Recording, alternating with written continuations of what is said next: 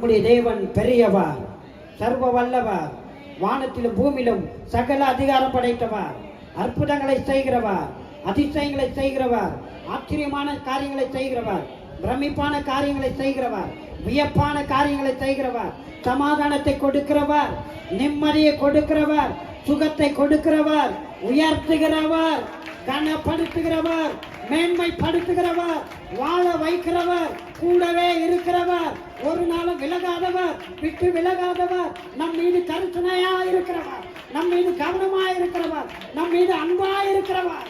அவர் அன்பிற்கு அளவில்லை. அல்லேலூயா. ஆமெனா. எத்தனை பேர் சொல்றீங்க அவருடைய அன்பிற்கு அளவில்லை?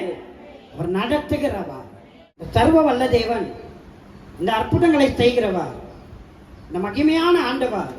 வானம் அவருடைய சிங்காசனம், பூமி அவருடைய. அவ்வளோ பெரிய சர்வ வல்ல தேவன் நம்மை நடத்த விரும்புகிறார்.